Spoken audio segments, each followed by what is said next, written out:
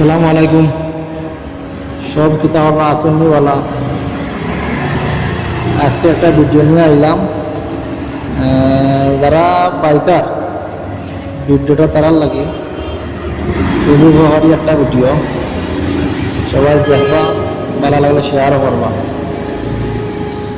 আমরা সাইকেলে প্রায় সময় দেখা যায় 3 মাস 4 মাস হয়ে যায় গিয়া সাইকেল ধোয়ার পরে আমরা ট্যাঙ্কিটা ওয়াশ করাই না। প্রায় সময় দেখা যায় ট্যাঙ্কির ভিতরে অনেক পানি জমে যায়। পানি জমার কারণে এই পানিগুলো যায় কি কার্বোটার, যার কারণে বিভিন্ন রকমের সমস্যা দেখা দেয়। তো আপনারা চেষ্টা করবা 2 মাস 3 মাস পর পর ট্যাঙ্কি কার্বোটারগুলো ওয়াশ করানোর লাগে। দেখতে পারলে অনেকগুলো পানি বাইর হচ্ছে।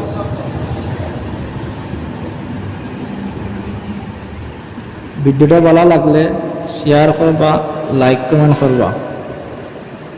প্রচুর পানি, 1/2 লিটারের উপরে আছে পানি।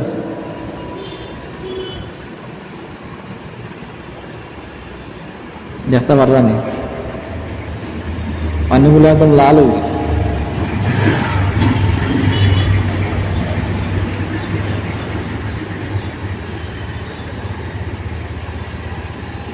এই পানি বাইর করছি একটা পালসার গাড়ি থেকে।